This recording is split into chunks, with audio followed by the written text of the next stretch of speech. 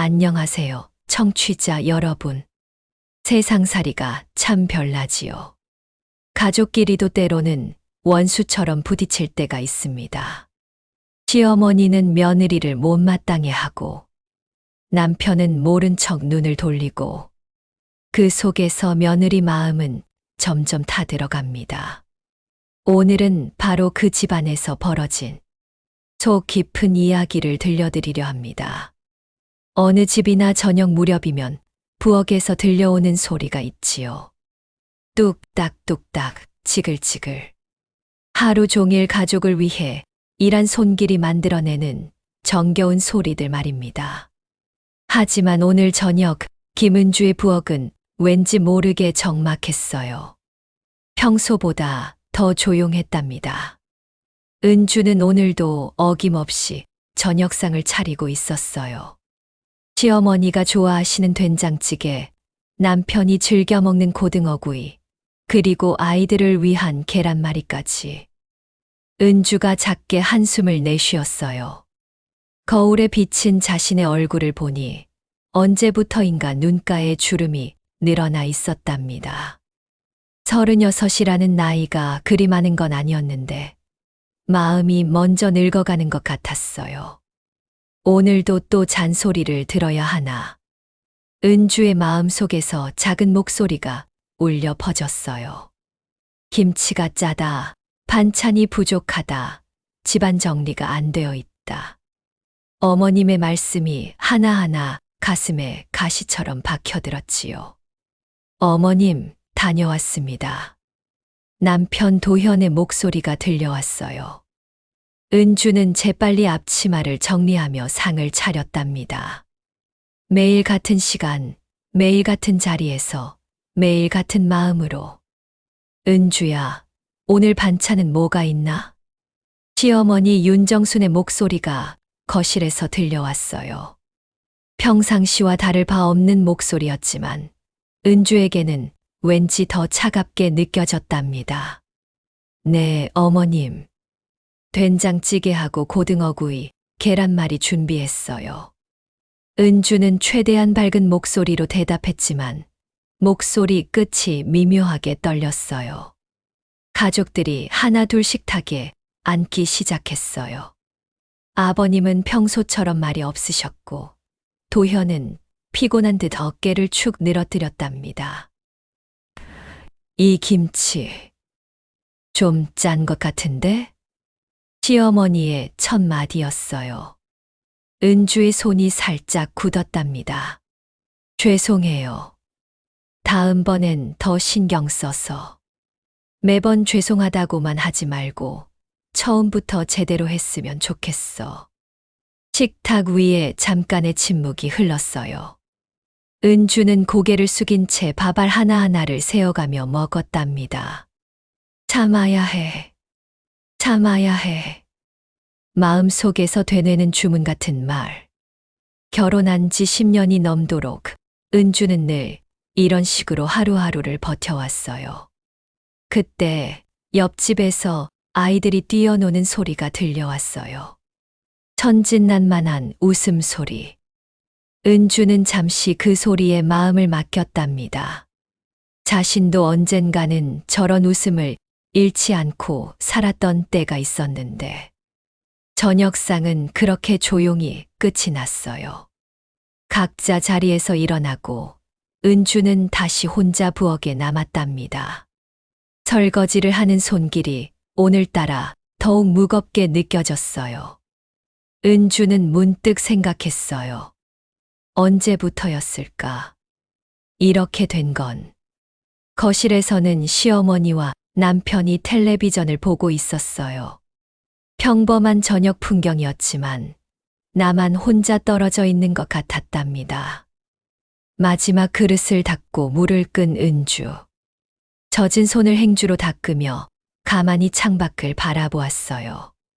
어둠이 내려앉은 골목길, 다른 집들은 모두 따뜻한 불빛이 새어나오고 있었는데 그때는 달랐는데 은주의 마음 속에서 희미한 기억 하나가 떠오르기 시작했어요. 10년 전 처음 이 집에 며느리로 들어왔던 그날의 일들이 말이지요. 그렇습니다, 여러분. 모든 이야기에는 시작이 있는 법이지요. 은주의 고단한 며느리 살이도 처음부터 이런 건 아니었답니다.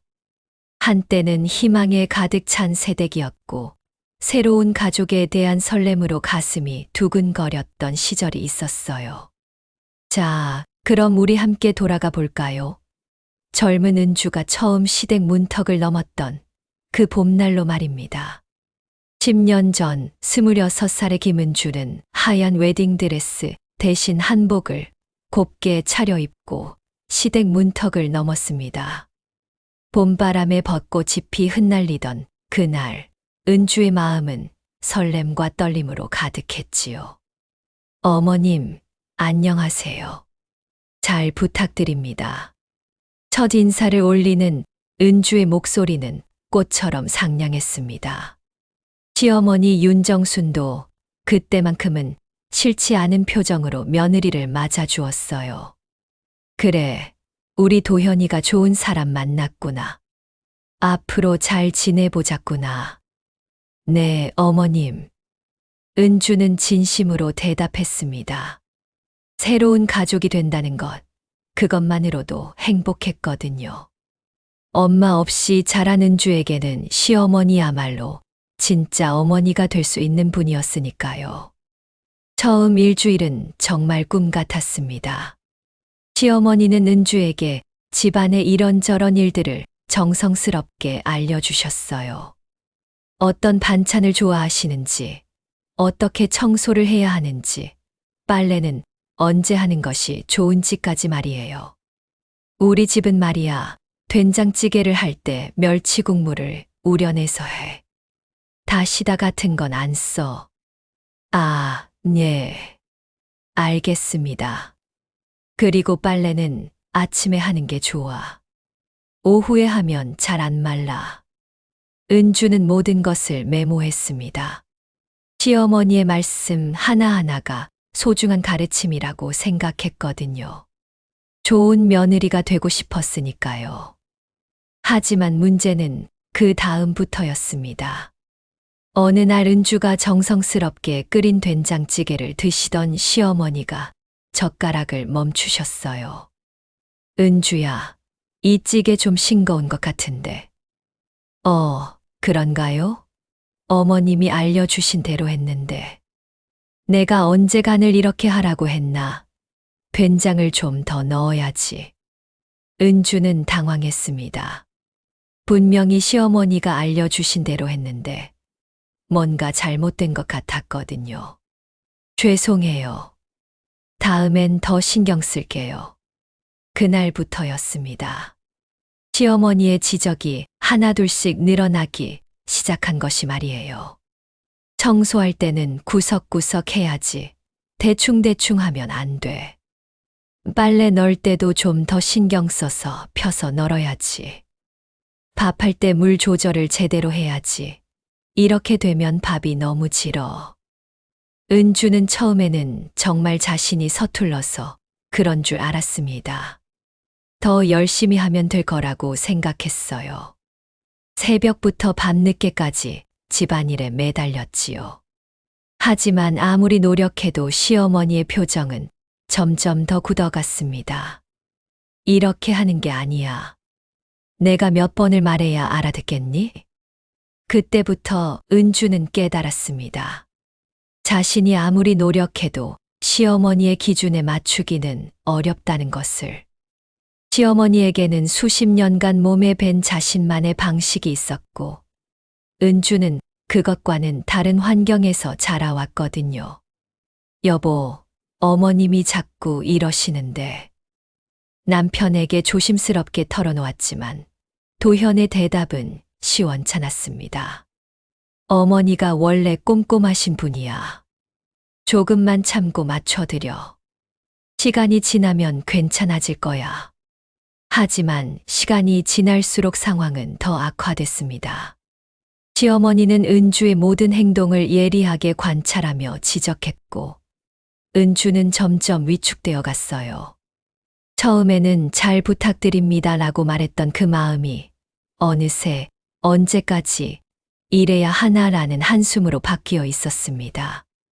꽃처럼 상냥했던 며느리의 웃음소리는 점점 작아졌고 대신 조심스러운 눈치 보기와 작은 한숨들이 그 자리를 차지했지요.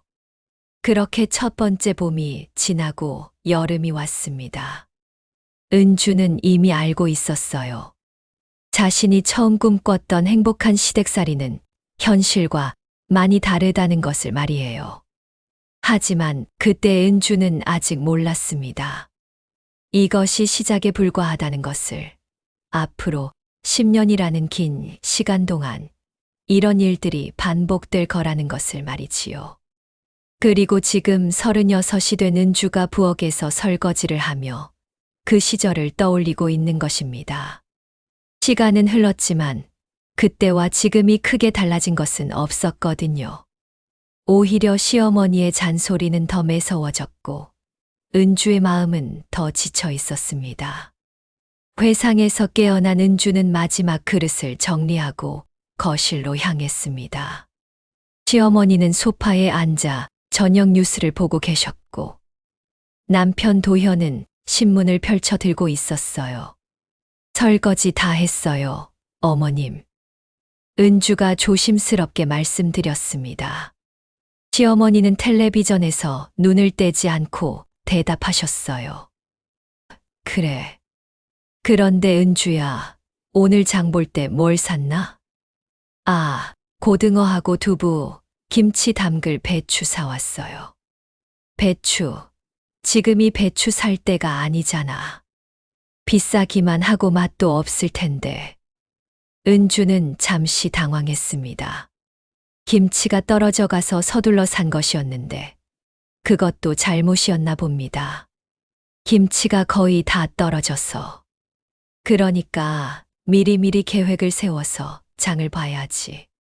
이렇게 급하게 하니까 돈만 더 들어가는 거야. 시어머니의 목소리에는 날이 서 있었습니다. 은주는 고개를 숙였어요. 죄송해요. 맨날 죄송하다고만 하지 말고 좀 생각해서 행동해. 가정주부가 살림을 이렇게 하면 되겠어. 그때 남편 도현이 신문에서 고개를 들었습니다. 하지만 아무 말도 하지 않고 다시 신문 속으로 시선을 돌렸어요. 은주의 가슴이 답답했습니다. 10년 넘게 이 집 살림을 꾸려왔는데 아직도 가정주부 자격이 없다는 말을 들어야 하나요? 어머님, 저도 나름대로 최선을 다하고 있는데. 은주가 작은 목소리로 말했습니다. 시어머니가 드디어 텔레비전에서 눈을 떼고 은주를 바라보셨어요. 최선을 다한다고? 그게 최선이야? 네. 오늘 아침에도 그랬지만 밥이 너무 질었어. 물 조절을 제대로 못 하잖아. 그리고 어제 빨래도 제대로 안 말랐고. 그건 날씨가 흐려서. 날씨 탓을 하면 어떡해. 날씨 보고 빨래 널 날을 정하는 게 주부 아니야? 시어머니의 말이 계속 이어졌습니다. 은주는 점점 숨이 막혔어요. 그리고 청소도 그래. 구석구석 제대로 안 되어 있어. 내가 다시 닦아야 하는 곳이 한두 군데가 아니야. 저는 매일 청소를 하는데 매일 한다고 다 되는 게 아니야. 제대로 해야지. 대충대충 하면 안 되는 거야. 은주의 목소리가 조금씩 떨리기 시작했습니다. 어머님, 저도 이 집을 위해서 열심히 하고 있어요. 아침 6시부터 밤늦게까지. 그런 식으로 변명만 하면 뭐해. 중요한 건 결과야, 결과. 시어머니의 목소리가 점점 높아졌습니다. 텔레비전 소리보다도 크게 들렸어요. 다른 집 며느리들 보면 다들 잘하던데 왜 너만 이렇게 부족한지 모르겠어. 그 말이 은주의 가슴에 비수처럼 꽂혔습니다. 다른 집 며느리들과 비교를 당하는 것만큼 서러운 일이 또 있을까요? 어머님, 내가 뭐 잘못 말했나? 사실대로 말하는 건데. 은주는 참았던 감정이 목구멍까지 올라오는 것을 느꼈습니다. 10년 동안 참고 또 참았는데 오늘은 왜 이렇게 힘든 걸까요? 저도 사람이에요. 은주의 목소리가 떨렸습니다. 시어머니가 눈을 크게 뜨셨어요. 뭐라고? 저도 완벽하지 않은 사람이에요. 실수할 수도 있고 부족할 수도 있어요. 하지만 이 집을 위해서 최선을 다하고 있다는 건 정말이에요. 거실에 긴장감이 감돌았습니다. 시어머니는 며느리가 이렇게 대답할 줄 몰랐던 것 같았어요. 이것 봐라. 이제는 말대답까지 하는구나. 말대답이 아니에요. 제 마음을 말씀드리는 거예요. 은주의 목소리에 힘이 들어갔습니다. 평소보다 단호했어요. 결혼해서 10년 넘게 이 집에서 살았는데 한 번도 인정받은 적이 없어요. 뭘 해도 부족하고 뭘 해도 잘못되었다고만 하시면. 은주야. 남편 도현이 조심스럽게 불렀습니다. 하지만 은주는 멈추지 않았어요. 저한테도 자존심이 있어요. 저한테도 마음이 있다고요. 시어머니의 얼굴이 굳어졌습니다. 참 어이가 없네. 내가 너를 위해서 말해주는 건데 그걸 그렇게 받아들이는구나. 위에서 말씀해 주시는 거라면 조금이라도 격려해 주시거나 인정해 주실 수는 없나요? 은주의 눈에 눈물이 맺혔습니다. 참으려고 했지만 더 이상 참을 수가 없었어요. 늘 부족하다, 잘못됐다. 다른 집 며느리들은 잘하는데 너만 못한다. 이런 말씀만 들으면서 어떻게 살아야 해요? 거실에 정적이 흘렀습니다. 시어머니는 말문이 막힌 듯 보였고 남편 도현은 여전히 아무 말도 하지 못했어요. 은주는 눈물을 닦으며 자리에서 일어났습니다. 오늘은 이만 들어가겠어요. 그렇게 말하고 은주는 방으로 향했습니다. 뒤에서 시어머니가 뭔가 말씀하시는 것 같았지만 은주는 듣고 싶지 않았어요.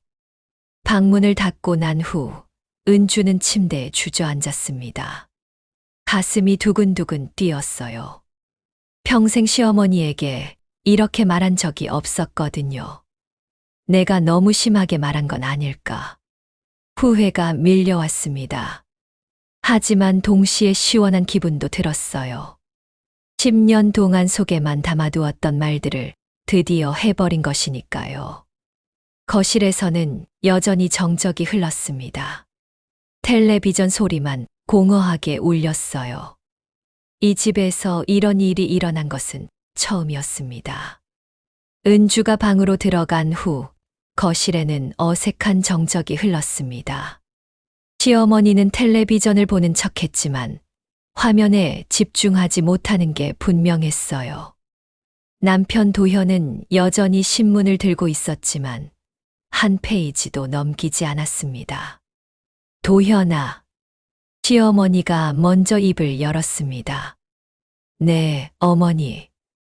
너 은주 저렇게 내버려 둘 거야?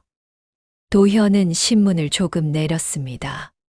하지만 어머니와 눈을 맞추지는 않았어요. 은주가 좀 힘들었나 봅니다. 힘들었다고 가정주부가 그 정도 일로 힘들다고 하면 어떡해. 나도 젊었을 때는 어머니. 도현이 조심스럽게 어머니의 말을 끊었습니다. 시어머니가 놀란 표정으로 아들을 바라봤어요. 은주도 나름대로 열심히 하고 있어요. 그게 열심히 하는 거야? 밥도 제대로 못하고 청소도 엉성하고. 도현은 다시 신문 속으로 시선을 돌렸습니다. 더 이상 말하고 싶지 않다는 듯이요. 야, 도현아. 내가 말하는데 왜 대답을 안 해? 너는 늘 그렇더라. 중요한 일이 생기면 말도 안 하고. 시어머니의 목소리가 점점 높아졌습니다. 하지만 도현은 여전히 침묵했어요. 한편 방 안에 은주는 문틈으로 새어나오는 대화 소리를 들으며 가슴이 더욱 답답해졌습니다. 남편이 자신을 조금이라도 감싸주기를 바랐는데 여전히 그저 피하기만 하는군요. 역시 내 편은 아니구나. 은주의 마음 속에서 씁쓸한 목소리가 울렸습니다. 거실에서는 시어머니가 계속 말씀하고 계셨어요. 내가 며느리한테 뭐 잘못 말했나? 집안일 제대로 하라고 한 게 잘못이야? 도현은 신문을 완전히 접었습니다. 하지만 여전히 어머니를 바라보지 않았어요.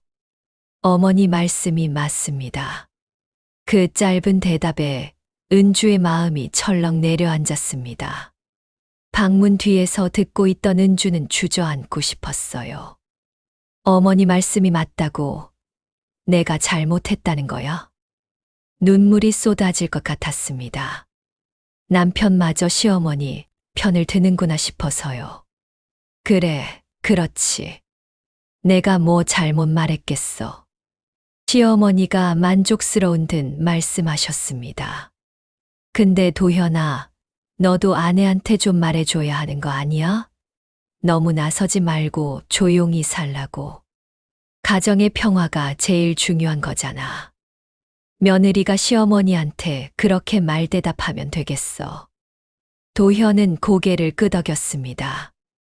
마지못해 하는 것처럼 보였지만 어쨌든 끄덕인 건 사실이었어요.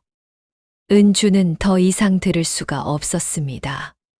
침대에 얼굴을 묻고 눈물을 참았어요. 결혼할 때만 해도 도현은 든든한 남편이 될 거라고 생각했습니다. 어떤 일이 있어도 자신을 지켜줄 거라고 믿었어요. 하지만 현실은 달랐습니다. 도현은 어머니와 아내 사이에서 늘 어머니 편이었어요. 아니, 정확히 말하면 어떤 편도 들지 않으려고 했지만 그것이 결국 어머니 편을 드는 것과 같았습니다. 거실에서 시어머니의 목소리가 계속 들려왔어요. 요즘 며느리들이 다 그래. 자기 주장만 내세우고. 우리 때는 그런 게 아니었는데. 네, 어머니. 은주도 좀 철이 들어야 할 텐데. 벌써 30 넘었으면서. 도현은 더 이상 대답하지 않았습니다. 하지만 반박하지도 않았어요. 은주는 베개를 끌어안고 생각했습니다. 자신이 잘못 생각한 걸까요? 정말로 자신이 너무 나선 걸까요? 하지만 아무리 생각해도 억울했습니다. 10년 동안 한 번도 제대로 인정받은 적이 없으니까요. 뭘 해도 부족하고 뭘 해도 잘못되었다고만 하시니까요. 그래도 남편만큼은 내 마음을 알아줄 줄 알았는데. 도현은 은주에게 늘 이렇게 말했습니다. 어머니 성격을 이해해줘. 원래 까다로우신 분이야. 시간이 지나면 괜찮아질 거야. 하지만 시간이 지나도 아무것도 나아지지 않았습니다. 오히려 시어머니의 잔소리는 더 심해졌고 도현의 침묵은 더 깊어졌어요. 거실에서 텔레비전 소리가 커졌습니다. 대화가 끝난 모양이었어요. 잠시 후 방문이 조심스럽게 열렸습니다. 도현이 들어왔어요. 은주야. 은주는 등을 돌리고 누워 있었습니다. 대답하지 않았어요. 어머니한테 너무 심하게 말한 거 아니야? 도현의 첫 마디였습니다. 은주의 가슴이 더욱 답답해졌어요. 내가 잘못했다는 거야? 그런 게 아니라 좀 더 부드럽게 말할 수도 있었잖아. 은주가 몸을 돌려 남편을 바라봤습니다. 눈이 빨갛게 충혈되어 있었어요. 부드럽게 말하면 들어주시기라도 해. 10년 동안 부드럽게만 말했는데 뭐가 달라졌어? 도현은 대답하지 못했습니다. 당신은 왜 늘 그래? 어머니와 나 사이에서 왜 늘 침묵만 해? 나도 어쩔 수 없어. 어쩔 수 없다고. 당신 아내잖아. 나는. 은주의 목소리가 높아졌습니다. 도현은 깜짝 놀라며 문 쪽을 돌아봤어요. 쉿. 어머니가 들어. 들으면 어때? 당신이 내 편을 한 번이라도 들어준 적 있어. 도현은 고개를 숙였습니다. 할 말이 없었어요. 당신 때문에 더 힘들어. 차라리 어머니가 혼자 그러시면 모르겠는데, 당신까지, 그러니까. 은주의 눈에서 눈물이 흘러내렸습니다. 미안해, 은주야. 내가 좀 더 잘할게. 하지만 그런 말은 수없이 들어본 말이었습니다. 항상 미안하다고 하고 항상 잘하겠다고 했지만 달라진 건 없었어요. 됐어. 그냥 나가줘. 은주야. 나가달라고. 도현은 더 이상 말하지 못하고 방을 나갔습니다.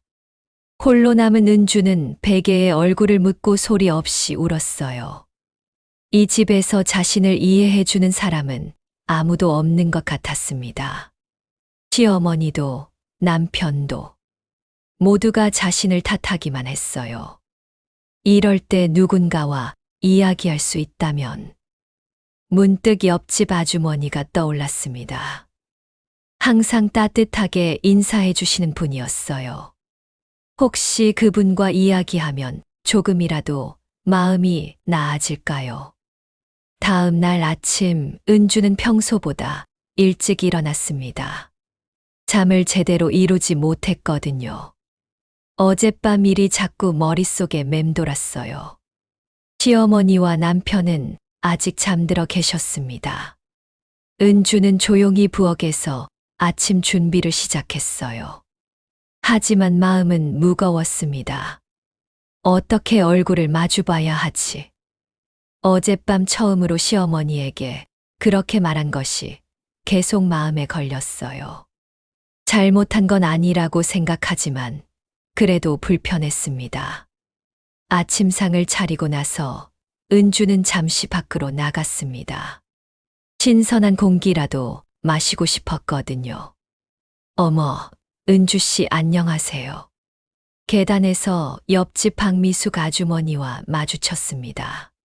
50대 중반의 푸근한 인상을 가진 분이었어요. 아, 안녕하세요. 일찍 나오시네요. 장 보러 가는 길이에요. 은주 씨도 일찍 일어나셨네? 은주는 애써 웃음을 지었습니다. 하지만 미숙 아주머니의 날카로운 눈에는 무언가 평소와 다르다는 게 보였어요. 혹시 무슨 일 있어요? 얼굴이 좀 안 좋아 보이는데. 그 따뜻한 관심에 은주의 마음이 흔들렸습니다. 누군가 자신을 걱정해 주는 말을 들은 게 언제였는지 모르겠더라고요. 아니에요. 그냥 잠을 좀 못 잤어요. 그래요? 그런데 정말 괜찮아요? 뭔가 힘들어 보이시는데. 미숙 아주머니의 진심 어린 목소리에 은주의 눈가가 촉촉해졌습니다. 사실은 은주가 말을 꺼내려다가 멈췄습니다. 괜찮아요, 은주 씨. 우리 이웃끼리 그런 거죠, 뭐. 미숙 아주머니가 다정하게 말했습니다. 어머니와 좀 의견이 다른 일이 있었어요. 은주가 조심스럽게 말했습니다. 미숙 아주머니는 고개를 끄덕였어요. 아, 그런 일이 있었구나. 네. 그런데 저도 모르게 목소리를 높이게 됐어요. 그게 계속 마음에 걸려서요. 은주 씨가 그럴 만한 이유가 있었겠죠. 원래 조용하고 착한 분인데. 그 말에 은주의 마음이 조금 따뜻해졌습니다. 며느리라고 해서 무조건 참기만 하면 되는 건 아니에요. 은주 씨도 사람이잖아요. 미숙 아주머니의 말이 은주의 가슴에 와닿았습니다. 어젯밤 자신이 시어머니에게 했던 말과 비슷했거든요. 저도 며느리 생활 25년 했으니까 알아요. 서로 이해 못할 때가 있어요. 자라온 환경이 다르고 생각하는 방식도 다르고. 그런가요? 그럼요. 우리 시어머니도 까다로우신 편이었거든요. 은주가 놀란 표정을 지었습니다. 미숙 아주머니는 늘 밝고 편안해 보였는데 그런 고생을 하셨다니요. 정말요? 그럼요. 한 번은 너무 답답해서 친정에 가서 울면서 하소연한 적도 있어요. 그래서 어떻게 하셨어요? 시간이 약이더라고요. 서로 조금씩 맞춰가면서. 물론 쉽지는 않았지만요. 미숙 아주머니가 은주의 어깨를 토닥여 줬습니다. 은주 씨는 정말 잘하고 있어요. 제가 보기에는 모범 며느리인데요. 그런가요? 저는 늘 부족하다는 얘기만 들어서.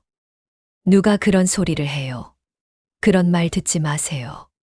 은주 씨만큼 성실하고 착한 며느리가 어디 있어요. 그 말에 은주의 눈에서 눈물이 흘러내렸습니다. 오랫동안 듣고 싶었던 말이었거든요. 어머, 왜 울어요? 제가 괜한 말 했나요? 아니에요. 고마워서 그래요. 이런 말 들어본 지가 언제인지. 미숙 아주머니가 은주를 꼭 안아줬습니다. 힘들 때는 혼자 끙끙 앓지 말고 이야기해요. 같은 여자끼리, 같은 며느리끼리 서로 도와야죠. 네, 정말 고맙습니다. 그리고 너무 자책하지 마세요. 은주 씨 잘못이 아니에요. 두 사람은 잠시 더 이야기를 나눴습니다. 미숙 아주머니의 경험담을 들으니 은주의 마음이 한결 가벼워졌어요. 그럼 저는 장 보러 가봐야겠어요. 은주 씨도 너무 걱정하지 말고요. 네, 진짜 고맙습니다. 덕분에 마음이 많이 나아졌어요. 미숙 아주머니가 떠나고 나서 은주는 한동안 그 자리에 서 있었습니다. 누군가 자신을 이해해주고 위로해준다는 게 이렇게 큰 힘이 되는 줄 몰랐어요. 하지만 집으로 돌아가야 할 시간이었습니다. 시어머니와 남편이 일어나실 테니까요. 집에 들어서니 시어머니가 벌써 일어나서 거실에 앉아 계셨습니다. 은주와 눈이 마주쳤지만 서로 아무 말도 하지 않았어요. 어머님, 아침 준비 다 됐어요. 은주가 조심스럽게 말했습니다. 그래. 시어머니의 대답은 여전히 차가웠습니다. 남편 도현도 일어나서 식탁에 앉았어요. 어색한 분위기 속에서 아침 식사가 시작됐습니다. 김치찌개 간이 좀 세네. 시어머니가 한마디 하셨습니다. 평소 같으면 죄송해요라고 했을 텐데 오늘은 달랐어요. 다음번에 조절해 보겠어요. 은주가 담담하게 대답했습니다. 미숙 아주머니의 말이 힘이 되어 주었거든요. 하지만 갈등이 해결된 건 아니었습니다. 여전히 집 안의 분위기는 무거웠고 시어머니의 표정도 굳어 있었어요. 은주는 생각했습니다. 이대로 계속 이렇게 살아야 하는 걸까? 언제까지 이런 상황이 계속될까? 몸도 마음도 점점 지쳐가는 것을 느꼈습니다. 하지만 어떻게 해야 할지 몰랐어요.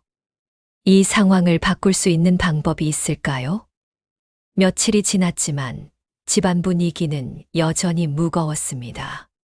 시어머니와 은주는 꼭 필요한 말만 주고받았고 남편 도현은 더욱 조심스러워졌어요. 은주는 평소보다 더 열심히 집안일을 했습니다. 새벽 5시에 일어나서 밤늦게까지 청소하고 빨래하고 요리했어요. 시어머니에게 잘못했다는 말을 듣지 않으려면 더 완벽해져야 한다고 생각했거든요. 오늘은 완벽하게 해야지. 은주는 매일 아침 다짐했습니다. 하지만 몸은 점점 지쳐갔어요. 은주야, 얼굴이 많이 야위었네. 미숙 아주머니가 걱정스럽게 말했습니다. 괜찮아요. 요즘 좀 바빠서요. 너무 애쓰지 마. 몸이 제일 중요한 거야. 하지만 은주는 쉴 수가 없었습니다. 시어머니의 눈치를 보느라 항상 긴장하고 있었거든요. 그러던 어느 날 오후 은주는 빨래를 널다가 갑자기 어지러움을 느꼈습니다. 세상이 빙글빙글 돌더니 눈앞이 깜깜해졌어요. 그대로 쓰러져 버렸습니다. 은주야, 은주야. 시어머니의 다급한 목소리가 들려왔습니다. 은주가 정신을 차려보니 바닥에 누워 있었어요. 어머님, 갑자기 쓰러져서 깜짝 놀랐잖아. 시어머니의 목소리에는 분명한 걱정이 섞여 있었습니다. 평소와는 전혀 다른 톤이었어요. 좀 어지러워요. 일어날 수 있겠어? 시어머니가 은주를 부축해서 일으켜 세웠습니다. 그런데 은주의 몸이 너무 가벼웠어요. 왜 이렇게 말랐어? 요즘 제대로 못 먹었나? 아니에요. 잘 먹고 있어요. 하지만 사실 은주는 며칠째 제대로 밥을 먹지 못했습니다. 시어머니와의 갈등 때문에 입맛이 없었거든요. 일단 눕자. 도현이한테 연락해야겠어. 시어머니가 은주를 방으로 데려가서 눕혔습니다. 그리고 급히 아들에게 전화를 걸었어요. 도현아, 빨리 와. 은주가 쓰러졌어. 30분 후 도현이 급히 달려왔습니다. 은주야, 괜찮아? 빨래 널다가 갑자기 쓰러졌어. 얼굴이 새하얗더라. 도현이 은주에게 다가갔습니다. 좀 어때? 괜찮아? 어지럽고 기운이 없어. 지금 당장 병원 가자. 아니야, 괜찮을 거야. 좀 쉬면. 안 돼, 이렇게 두면 더 심해질 거야. 도현이 단호하게 말했습니다. 늘 우유부단하던 그가 이렇게 단호한 목소리를 낸 건 처음이었어요. 병원 응급실에 도착했을 때 은주는 거의 의식을 잃을 뻔했습니다. 환자분 언제부터 이런 증상이 있으셨나요? 의사가 물었습니다. 며칠 전부터 힘들어 하더니 도현이 대답했습니다. 검사 결과를 보니 심한 탈수와 영양실조 증상이 있습니다. 스트레스로 인한 과로가 원인인 것 같네요. 영양실조라고요? 시어머니가 놀라며 물었습니다. 네. 식사를 잘못하신 것 같고 살도 많이 빠지셨어요. 며칠 입원해서 링거 맞고 푹 쉬셔야 합니다. 의사의 말을 듣고 도현과 시어머니는 아무 말도 하지 못했습니다. 스트레스는 만병의 근원입니다. 환자분이 상당히 심한 스트레스를 받고 계신 것 같은데 주변에서 많이 도와주셔야 해요. 은주는 병실 침대에 누워서 링거를 맞고 있었습니다. 시어머니와 도현이 침대 옆에 서 있었어요. 은주야, 왜 아프다는 말을 안 했어? 도현이 걱정스럽게 물었습니다. 별거 아닌 줄 알았지. 별거 아니긴 뭐가 별거 아니야. 영양실조라잖아. 시어머니가 중얼거리듯 말씀하셨습니다. 목소리에 자책감이 묻어 있었어요. 어머님, 괜찮아요. 제가 몸 관리를 제대로 못해서 그래요. 아니야. 시어머니가 말을 시작했다가 멈췄습니다. 뭔가 말하고 싶었지만 쉽게 입이 떨어지지 않는 것 같았어요. 내가 너무 심했나? 작은 목소리로 중얼거리신 시어머니의 말을 은주가 들었습니다. 아니야. 아무것도 아니야. 시어머니는 다시 침묵했습니다. 하지만 은주를 바라보는 눈빛이 평소와 달랐어요. 걱정과 미안함이 섞여 있었습니다. 내일까지 입원해 있으라고 했으니까 푹 쉬어. 도현이 은주의 손을 잡으며 말했습니다. 그럼 집안일은 누가 해요? 내가 할게. 시어머니가 말씀하셨습니다. 은주가 깜짝 놀랐어요. 어머님이요? 내가 못할 게 뭐 있어. 원래 혼자 다 하고 살았는데. 평소 같으면 며느리가 해야 할 일이라고 하셨을 텐데. 오늘은 달랐습니다. 정말 괜찮으세요? 괜찮다니까. 너는 그냥 쉬기만 해. 시어머니의 목소리가 부드러웠습니다. 은주는 눈물이 날 것 같았어요. 밤이 되어 병실에는 은주 혼자 남았습니다. 도현과 시어머니는 집으로 돌아갔어요. 링거를 맞으며 천장을 바라보던 은주는 생각했습니다. 자신이 이렇게 쓰러질 때까지 아무도 자신의 고통을 몰랐다는 게 서러웠어요. 하지만 오늘 시어머니의 모습은 평소와 달랐습니다. 진심으로 걱정해 주시는 것 같았거든요. 어머님도 나름대로 마음이 있으신 건가? 은주는 처음으로 그런 생각을 했습니다. 다음 날 아침 시어머니가 일찍 병원에 오셨습니다. 손에는 보온병을 들고 계셨어요. 뭘 가져오셨어요? 미역국 끓였어. 병원 밥은 맛 없을 테니까. 직접 끓이셨어요? 그럼 내가 끓인 거야. 시어머니가 미역국을 떠서 은주에게 건네주셨습니다. 따뜻하고 구수한 맛이었어요. 맛있어요. 그래? 많이 먹어. 너무 말랐어. 그때 은주는 느꼈습니다. 시어머니도 자신만의 방식으로 며느리를 걱정하고 계신다는 것을 말이에요. 하지만 여전히 서로의 마음을 제대로 표현하지는 못했습니다.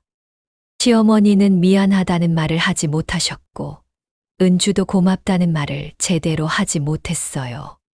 퇴원하는 날, 집에 가는 차 안에서 도현이 말했습니다.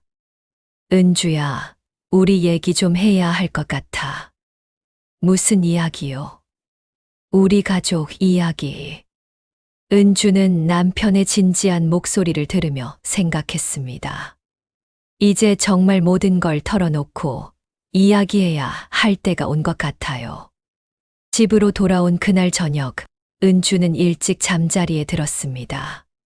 몸은 많이 나아졌지만 아직 피곤했거든요. 시어머니는 저녁 설거지까지 직접 하셨어요. 밤 10시쯤 도현이 조심스럽게 방문을 열고 들어왔습니다. 은주야, 자고 있어? 아니요. 잠이 안 와요. 은주가 침대에 일어나 앉았습니다. 도현도 침대 끝에 앉았어요. 도현이 말했어요. 내가 쓰러진 걸 보니까 내가 정말 바보였구나 싶어. 도현이 고개를 숙였습니다. 갑자기 왜 그래요? 은주야, 왜 늘 침묵만 해? 은주가 며칠 전 자신이 했던 말을 그대로 되돌려 물었습니다. 도현은 잠시 말을 잇지 못했어요. 내가 너무 비겁했지. 비겁하다고요? 어머니와 너 사이에서 어느 편도 들지 않으려고만 했어. 그게 현명한 거라고 생각했는데. 도현의 목소리가 떨렸습니다. 그런데 그게 결국 너한테만 상처를 준 거더라. 은주는 남편의 이런 모습을 처음 봤습니다. 평소에는 감정을 잘 드러내지 않는 사람이었거든요. 왜 그렇게 할 수밖에 없었어요? 솔직히 말하면 어머니가 무서워. 도현의 고백에 은주가 놀랐습니다. 무섭다고요? 어릴 때부터 그랬어. 아버지가 일찍 돌아가시고 나서 어머니가 나 하나만 보고 사셨거든. 도현이 천천히 이야기를 시작했습니다. 어머니는 정말 고생 많이 하셨어. 아버지가 돌아가시고 나서 혼자 날 키우느라 하루도 쉬는 날 없이 일하셨거든. 그런 일이 있었구나. 그래서 어머니한테 절대 걱정 끼쳐드리면 안 된다고 생각하며 자랐어. 어머니 말씀에 무조건 따라야 한다고. 은주는 처음 듣는 이야기였습니다. 어머니가 힘들게 하시는 말씀도 다 나를 위해서라고 생각했어. 실제로 그런 면도 있었고. 그래서 어머님께 반대 의견을 말하기 어려우셨던 거군요. 맞아. 어머니가 화내시는 게 너무 무서웠어. 어릴 때 한 번 심하게 혼난 적이 있는데 그때 어머니가 그러시더라. 네가 말 안 들으면 엄마는 어떻게 살아? 하고. 도현의 목소리가 작아졌습니다. 그때부터인 것 같아. 어머니를 화나게 하면 안 된다는 생각이 머릿속에 박힌 게. 그랬구나. 그런데 결혼하고 나서도 그 버릇이 안 고쳐졌어. 어머니와 내가 갈등을 빚으면 나는 어떻게 해야 할지 모르겠더라. 은주는 남편의 마음을 조금 이해할 수 있을 것 같았습니다. 어머니 편을 들면 너한테 미안하고 내 편을 들면 어머니가 상처받으실 것 같고. 그래서 아무 말도 안 했어. 그게 최선이라고 생각했어. 시간이 지나면 자연스럽게 해결될 거라고. 도현이 한숨을 쉬었습니다. 하지만 그게 아니었어. 내가 혼자 모든 걸 견뎌야 했던 거지. 은주의 눈에 눈물이 맺혔습니다. 정말 힘들었어요. 당신마저 내 편이 아니라고 생각하니까. 정말 미안해. 도현이 은주의 손을 잡았습니다. 어머님이 뭘 말씀하셔도 당신은 늘 어머니 말씀이 맞다고만 하니까. 그때마다 내 마음이 어땠을까 생각도 안 했어. 정말 바보 같았지. 두 사람은 잠시 침묵했습니다. 그런데 은주야, 어머니도 나름대로는 너를 아끼고 계셔. 오늘 내가 병원에 있을 때 어머니가 계속 걱정하셨어. 내가 너무 심했나 하면서. 은주가 놀란 표정을 지었습니다. 정말요? 그리고 미역국도 정성스럽게 끓이시더라. 멸치도 큰 걸로 골라서. 그냥 예의상 그러신 거 아닐까요? 아니야. 어머니 성격 알잖아. 예의상 하시는 분이 아니야. 정말 걱정되니까 그러신 거야. 도현의 말에 은주의 마음이 조금 누그러졌습니다. 하지만 여전히 어려워요. 어머님과 대화하는 게. 나도 그래. 사실 어머니와 제대로 된 대화를 해본 적이 별로 없어. 어머니는 원래 말씀을 많이 안 하시는 분이야. 마음속 이야기는 더더욱. 도현이 창밖을 바라봤습니다. 어머니도 혼자서 고생 많이 하시느라 마음이 굳어지신 것 같아. 남한테 속마음 보이는 걸 약해 보인다고 생각하시는 것 같고. 그래서 늘 딱딱하게 말씀하시는 거군요. 그런 것 같아. 그런데 내가 쓰러진 걸 보고 많이 놀라신 것 같더라. 은주는 생각해 봤습니다. 시어머니도 나름대로는 나를 걱정하고 계신 건지도 모른다고. 여보, 이제부터는 좀 달라질 수 있을까요? 뭐가? 당신이 중간에서 중재 역할을 해주세요. 저 혼자서는 어머님과 대화하기가 너무 어려워요. 그래, 앞으로는 내가 나서볼게. 도현의 목소리에 결심이 담겨 있었습니다. 그리고 어머니한테도 이야기해봐야겠어.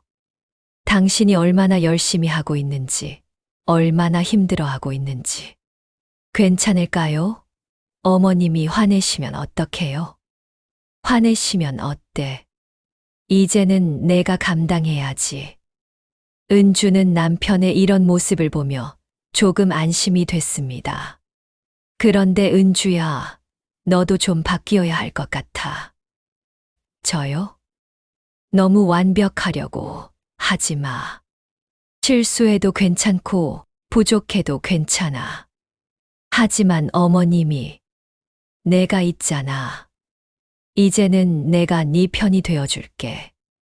도현이 은주를 꼭 안아줬습니다. 힘들면 혼자 참지 말고 나한테 말해.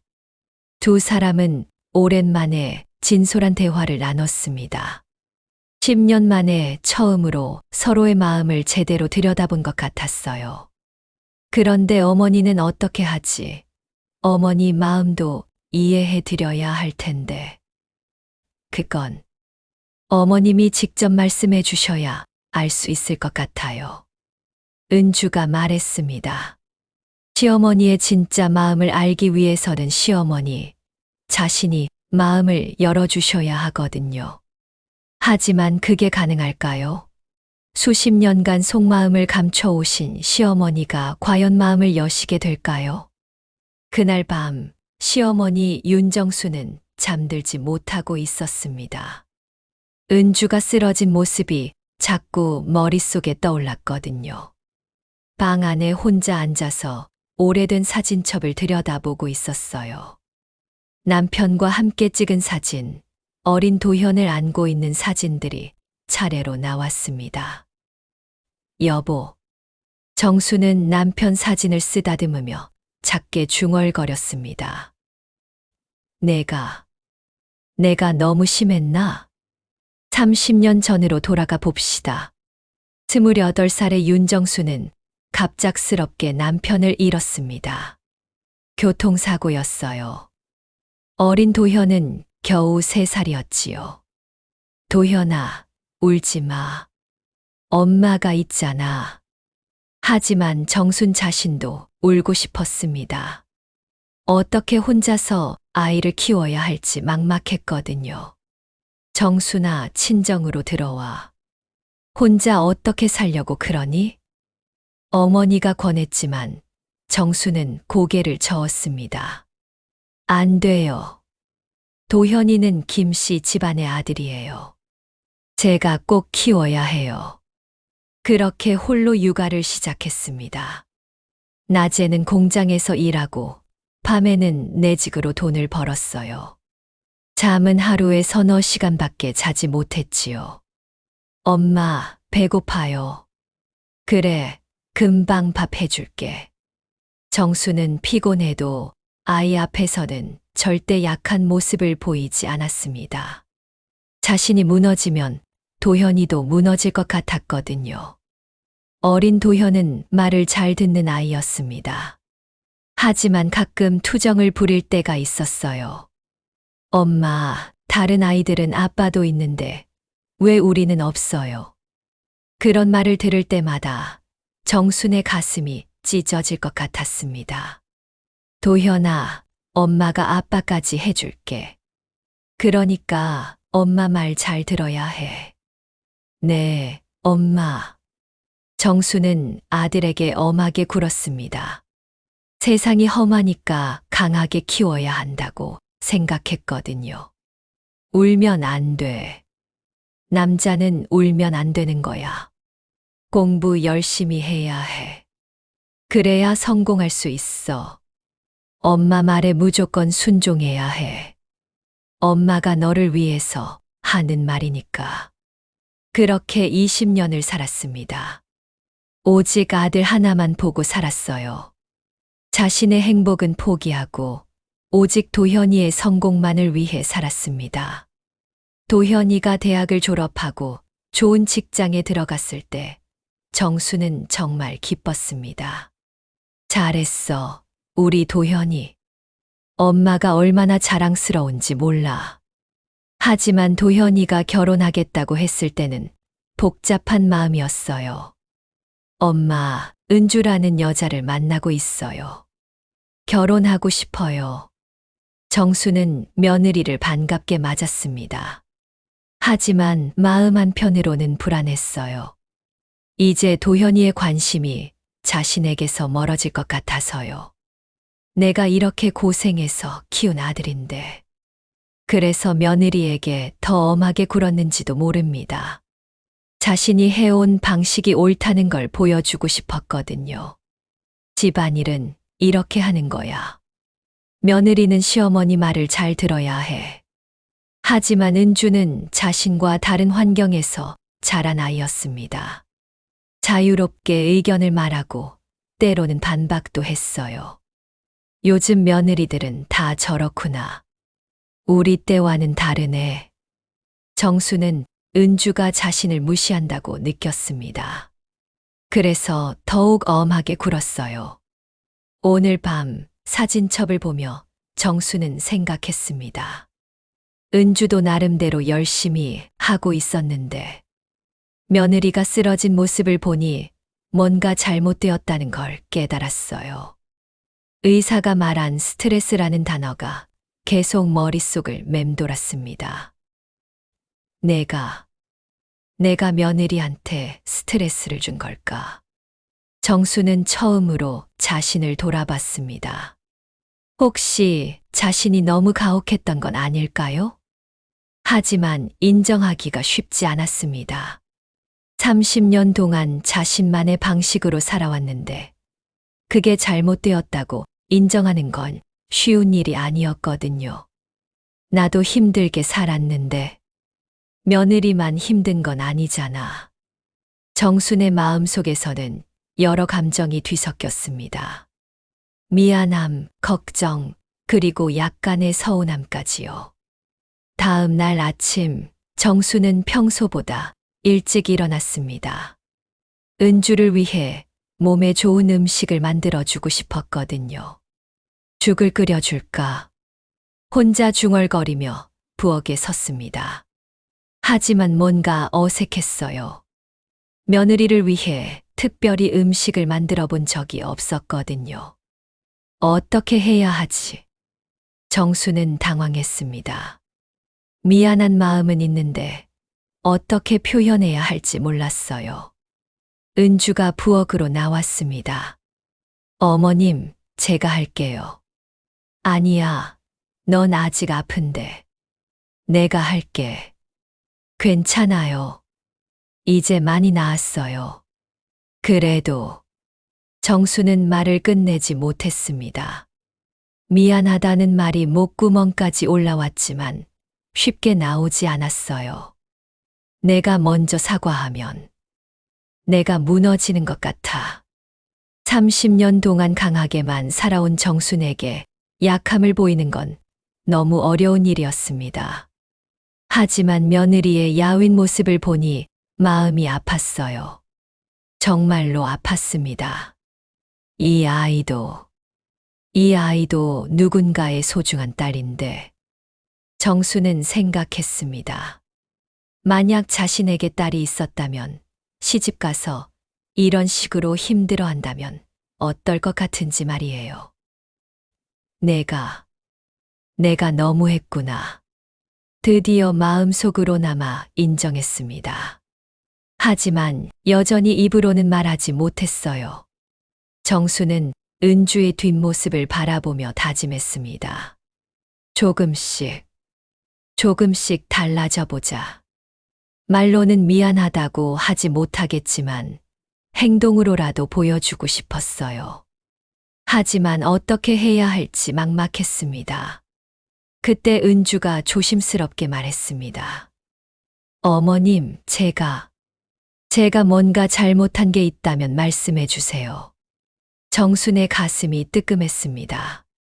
잘못한 건 자신인데 며느리가 먼저 이런 말을 하다니요. 아니야. 내가 잘못한 건 아니야. 정수는 겨우 그 말만 할 수 있었습니다. 그것만으로도 큰 변화였어요. 은주는 시어머니의 달라진 말투를 느꼈습니다. 조금이나마 부드러워진 것 같았거든요. 어머님도 어머님도 나름대로 힘드셨을 텐데, 은주도 시어머니를 조금 이해할 수 있을 것 같았습니다. 하지만 아직도 서로의 진짜 마음을 터놓고 이야기하기에는 시간이 더 필요해 보였어요. 며칠 더 지났지만 집안 분위기는 여전히 어색했습니다. 시어머니는 예전처럼 잔소리를 하지 않으셨지만 그렇다고 해서 마음이 완전히 열린 것도 아니었어요. 은주도 마찬가지였습니다. 그날 저녁 도현이 회사 회식 때문에 늦는다고 연락이 왔습니다. 텔레비전에서는 가족 드라마가 나오고 있었습니다. 시어머니와 며느리가 화목하게 지내는 장면이었어요. 참 보기 좋네. 시어머니가 작게 중얼거리셨습니다. 다시 침묵이 흘렀습니다. 은주는 뜨개질을 하고 있었고 시어머니는 텔레비전을 보고 계셨어요. 그런데 드라마에서 며느리가 시어머니에게 이런 말을 했습니다. 어머님, 제가 부족해도 이해해 주세요. 저도 어머님 딸이 되고 싶어요. 그 대사를 듣는 순간 은주의 가슴이 뭉클해졌습니다. 자신도 한때는 그런 마음이었거든요. 은주야. 시어머니가 갑자기 불렀습니다. 네, 어머님. 나 때문에 많이 힘들었지. 예상치 못한 질문에 은주는 당황했습니다. 그런 게 아니에요. 솔직히 말해도 돼. 내가 너무 까다롭게 굴었지. 시어머니의 목소리가 평소와 달랐습니다. 부드럽고 조심스러웠어요. 은주는 어떻게 대답해야 할지 몰랐습니다. 솔직히 말하자니 상처를 드릴 것 같고 아니라고 하자니 거짓말 같았거든요. 어머님, 괜찮아, 솔직히 말해도. 시어머니가 텔레비전을 끄고 은주를 바라봤습니다. 저는 그냥 인정받고 싶었어요. 은주가 조심스럽게 입을 열었습니다. 제가 이 집의 며느리로서 잘하고 있다는 걸 인정받고 싶었어요. 그랬구나. 처음에는 정말 열심히 했어요. 어머님이 알려주신 대로 하려고 노력했고요. 은주의 목소리가 점점 떨리기 시작했습니다. 그런데 뭘 해도 부족하다고 하시니까 저도 모르게 자신감이 없어졌어요.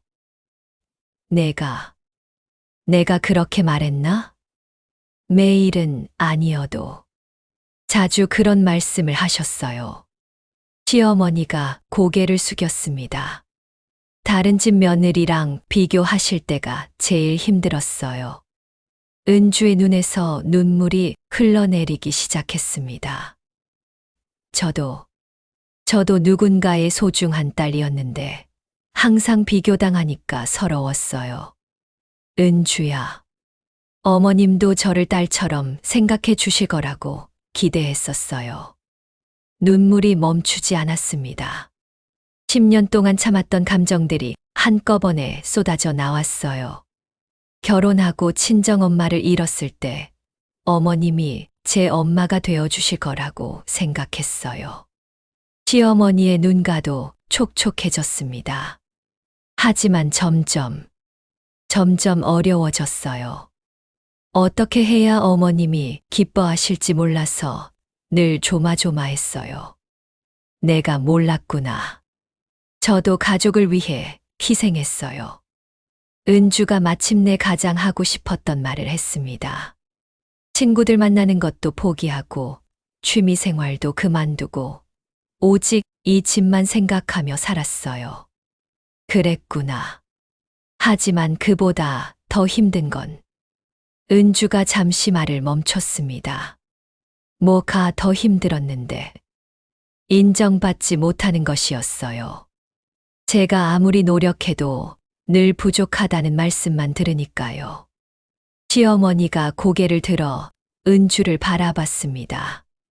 은주의 얼굴은 눈물로 범벅이 되어 있었어요. 저도 사람이에요.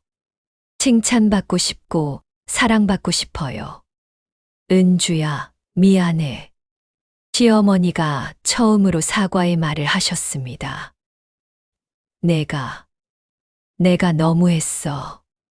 정말 미안해. 시어머니의 목소리도 떨리고 있었습니다. 나도 모르게 내게 상처를 줬구나. 나는 너를 나쁘게 생각한 적이 없어.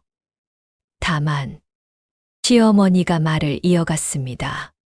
다만, 내 방식만이 옳다고 생각했어. 그래서 내가 다르게 하면 틀렸다고 생각했지. 그리고, 솔직히 말하면 질투도 있었어. 질투요? 도현이가 너를 너무 좋아하니까. 내가 30년 동안 혼자 키운 아들인데 갑자기 누군가를 나보다 더 좋아하니까. 시어머니의 고백에 은주는 놀랐습니다. 그런 마음이 있으셨구나. 어리석었지. 사랑은 나눠 가지는 게 아닌데. 시어머니가 한숨을 쉬셨습니다. 내가 쓰러진 걸 보고 나서야 깨달았어. 내가 얼마나 이기적이었는지. 어머님도 힘드셨을 거예요. 은주가 말했습니다. 혼자서 도현 오빠 키우시느라 얼마나 고생하셨어요. 그래도 그게 내게 상처 줄 이유는 안 되지. 시어머니가 은주에게 다가왔습니다. 은주야, 정말 미안해. 그리고 고마워. 우리 가정을 위해 이렇게 희생해줘서. 내가 제대로 말한 적이 없었지만 내가 없었다면 이 집은 굴러가지 못했을 거야. 은주가 더욱 울음을 터뜨렸습니다. 시어머니에게 가장 듣고 싶었던 말이었거든요. 앞으로는 달라질 수 있을까? 시어머니가 조심스럽게 물었습니다. 저도 노력할게요. 어머님을 이해하려고요. 두 사람은 처음으로 서로를 마주보며 눈물을 흘렸습니다. 은주야. 시어머니가 은주의 손을 잡았습니다. 처음으로 따뜻한 손길이었어요. 그때 현관문이 열리는 소리가 들렸습니다. 도현이 돌아온 것 같았어요. 어머니, 은주야, 다녀왔습니다. 도현이 거실로 들어오다가 멈춰 섰습니다. 두 사람이 손을 잡고 앉아 있고 둘 다 눈이 빨갛게 되어 있었거든요. 무슨 일이야? 왜 둘 다 울고 있어? 도현이 당황하며 물었습니다. 시어머니와 은주가 서로를 바라보며 조용히 웃었습니다. 처음으로 진짜 마음을 나눈 후에 따뜻한 미소였어요. 그날 밤, 온 집안이 고요했습니다. 도현은 어머니와 아내가 화해했다는 소식에 마음이 놓여 깊이 잠들었어요. 하지만 은주와 시어머니는 잠들지 못했습니다. 서로의 진심을 털어놓고 나니 오히려 잠이 오지 않더라고요. 가슴 한편에는 시원함이 있었지만 다른 한편으로는 앞으로 어떻게 지내야 할지에 대한 설렘과 걱정이 함께 있었거든요. 새벽 4시쯤 은주가 목이 말라 부엌으로 나왔습니다. 그런데 이미 부엌에는 불이 켜져 있었어요. 시어머니가 식탁에 앉아 차를 마시고 계셨습니다. 두 사람은 말없이 서로를 바라봤습니다. 어색하지 않았어요. 오히려 편안했습니다. 은주가 물을 따라 마시자 시어머니는 차 한 잔을 더 우려서 며느리 앞에 조용히 놓아주셨어요. 부엌 위쪽 작은 전등만 켜진 채 온 세상이 고요했습니다. 시어머니의 얼굴은 한밤중에 부드러운 불빛 아래서 평소보다 훨씬 온화해 보였어요. 10년 넘게 함께 살면서도 이렇게 평화로운 시간을 보낸 적이 없었거든요. 시어머니가 찻잔을 두 손으로 감싸쥐며 천천히 입을 열었습니다. 자신이 너무 늦게 깨달았다는 이야기, 나이가 많다고 해서 항상 옳은 건 아니라는 깨달음을 조심스럽게 털어놓으셨어요. 그리고 은주를 처음 만났을 때부터 마음 한편으로는 고마웠다는 고백도 하셨습니다. 도현이를 좋아해 줘서 고맙다고. 그 아이가 결혼 전까지는 오직 어머니만 의지하고 살았는데 은주를 만나고 나서 정말 행복해 하더라는 이야기를 들려주셨어요. 하지만 동시에 질투도 있었다고 솔직하게 인정하셨습니다. 30년 동안 혼자 키운 아들이 누군가를 더 좋아한다는 게 서운했다고. 어리석게도 사랑은 빼앗는 게 아니라 나누는 건데 그걸 몰랐다고 말씀하셨어요. 은주도 자신이 시어머니를 충분히 이해하지 못했다고 털어놓았습니다. 혼자서 도현을 키우시느라 얼마나 힘드셨을지 미처 생각해보지 못했다고 말이에요. 두 사람은 잠시 침묵했습니다. 하지만 이제는 편안한 침묵이었어요. 서로의 마음을 다 알게 된 후의 평온한 고요였거든요. 앞으로도 정말 괜찮을지 조심스럽게 묻는 은주에게 시어머니는 괜찮게 만들어야 한다고 다짐하며 대답하셨습니다. 그리고 며느리에게 가끔은 의견을 말해달라고, 참기만 하지 말라고 당부하셨어요.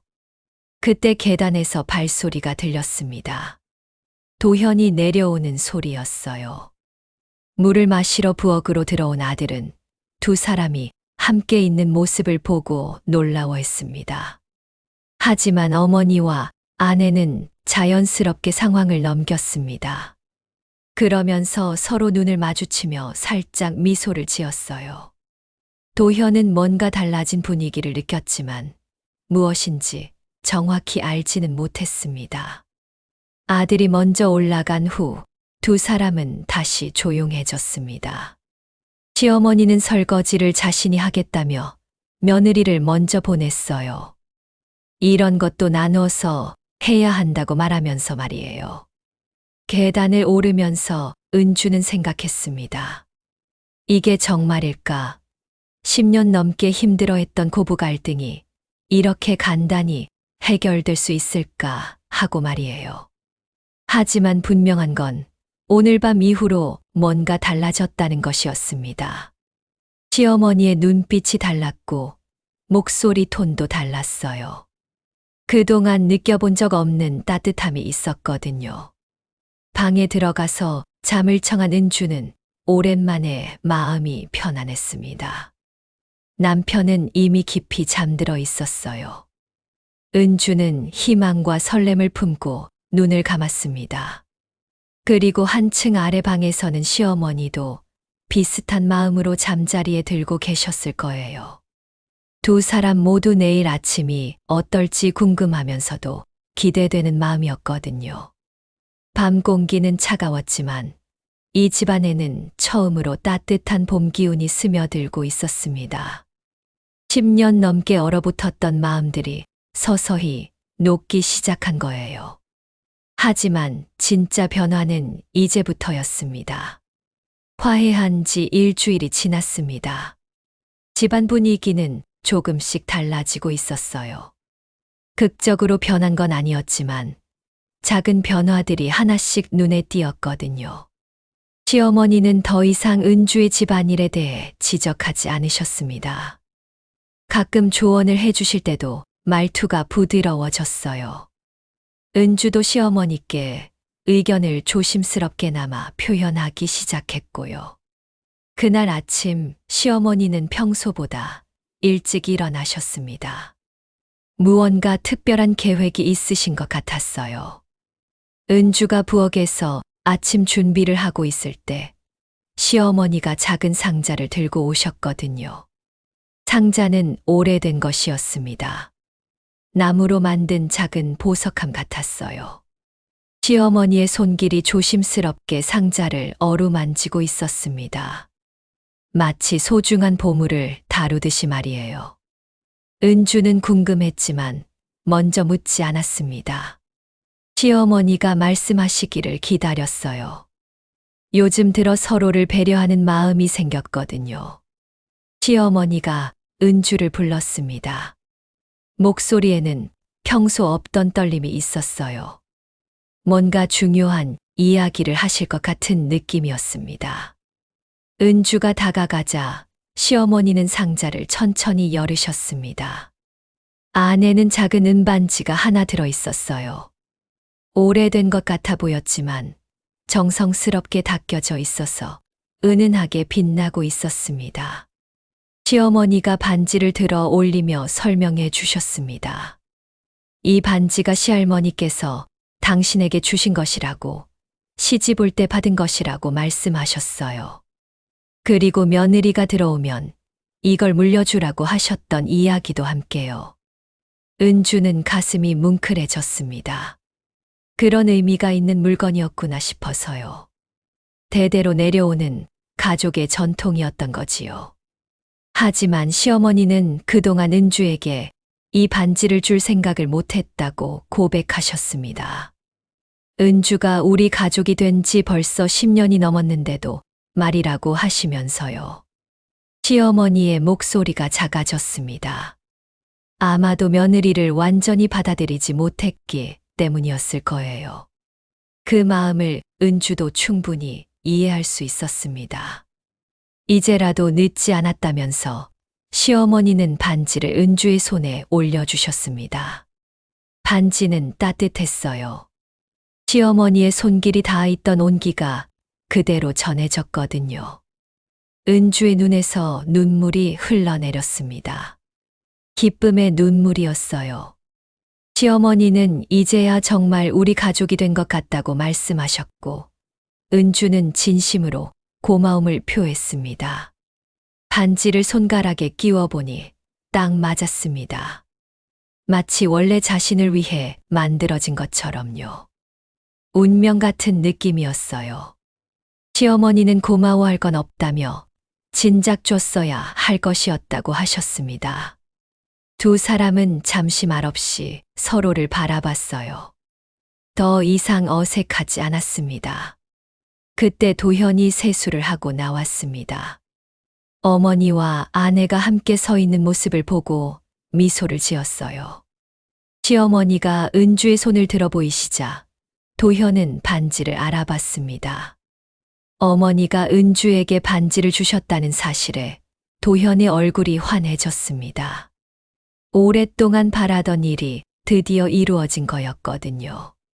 진짜 우리 며느리가 되었다는 어머니 말씀에 도현도 은주를 축하해 주었어요. 그날부터 집안 분위기는 눈에 띄게 달라졌습니다. 저녁 식사 시간에도 대화가 늘어났고 웃음소리도 자주 들렸어요.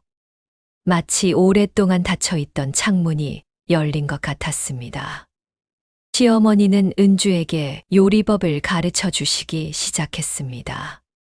예전처럼 지적하는 것이 아니라 정말로 가르쳐 주는 거였어요. 양념을 조금씩 넣어가면서 맛을 봐야 한다는 노하우도 알려주시고요. 은주도 시어머니의 이야기에 귀를 기울였습니다. 젊은 시절 고생담이나 도현의 어린 시절 이야기들을 들으며 시어머니를 더 이해하게 되었거든요. 옆집 박미숙 아주머니도 변화를 눈치챘습니다. 은주 얼굴이 밝아졌다며 반가워해 주셨어요. 은주는 아주머니 덕분이라고 감사 인사를 드렸지만 아주머니는 은주 자신이 잘한 거라고 격려해 주셨습니다. 며칠 후 시어머니가 은주에게 의미 깊은 말씀을 해 주셨습니다. 은주의 노력이 헛되지 않았다고 그동안의 수고를 인정해 주신 거였어요. 그 한마디에 은주는 모든 고생이 보상받는 기분이었습니다. 하지만 모든 것이 완벽해진 건 아니었어요. 가끔은 여전히 서먹할 때도 있었고 의견이 다를 때도 있었거든요. 그래도 이제는 달랐습니다. 서로의 마음을 이해하려고 노력했고 대화로 풀어가려 했어요. 10년 넘게 얼어붙었던 고부관계가 서서히 녹고 있었습니다. 진정한 가족이 되어가는 과정이었거든요. 하루아침에 바뀐 건 아니지만 확실히 변화의 물결이 이 집안에 흐르고 있었어요. 그리고 이 작은 변화는 단순히 이 집안만의 이야기가 아니었습니다. 어디에나 있을 수 있는 우리 모두의 이야기였으니까요. 한 달이 더 지났습니다. 김 씨 집안에는 완전히 새로운 공기가 흐르고 있었어요. 은주의 손목에서 반짝이는 은반지는 이제 자연스러운 일상의 일부가 되었고, 그 작은 장신구가 담고 있는 의미는 갈수록 깊어져 갔습니다. 저녁 식탁에서는 매일 작은 기적들이 일어나고 있었어요.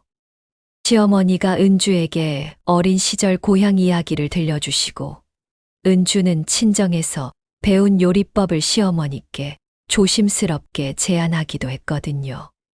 도현은 그런 두 사람을 바라보며 흐뭇한 미소를 지었습니다. 물론 모든 것이 완벽했던 건 아니었어요. 때로는 여전히 의견이 다를 때가 있었고, 서로의 방식을 이해하지 못할 순간들도 있었습니다. 하지만 이제는 그런 순간이 와도 당황하지 않았어요. 대화로 풀어가는 방법을 알게 되었거든요. 그날 밤, 은주는 시어머니와 함께 설거지를 했습니다. 두 사람이 나란히 서서 설거지를 하는 모습은 이제 자연스러운 풍경이 되었어요. 시어머니는 은주에게 그릇 닦는 요령을 알려주시고, 은주는 고개를 끄덕이며 귀 기울였습니다. 물소리와 함께 들려오는 두 사람의 작은 대화는 이 집 안에서 들을 수 있는 가장 아름다운 선율이었어요. 서로를 이해하려는 마음, 배려하려는 노력이 그 소리 속에 고스란히 담겨 있었거든요. 시어머니는 때때로 은주의 어깨를 토닥여 주셨고, 은주는 그럴 때마다 가슴이 따뜻해졌습니다. 마치 진짜 어머니와 딸 사이 같은 느낌이었어요. 도현도 변했습니다. 예전처럼 침묵으로 일관하지 않고 어머니와 아내 사이에서 적절히 중재 역할을 하려고 노력했어요. 가끔은 서투르지만 그 마음만으로도 충분했습니다. 어느 날 저녁, 도현이 회사에서 승진 소식을 가져왔습니다. 온 가족이 기뻐했어요. 시어머니는 아들을 자랑스럽게 바라보셨고, 은주는 남편을 진심으로 축하해 주었습니다. 그때 시어머니가 말씀하셨어요. 이 모든 게 가족이 하나가 되었기 때문이라고, 집안이 화목해야 복이 온다고 하시면서요. 은주는 그 말씀을 들으며 가슴이 뭉클했습니다.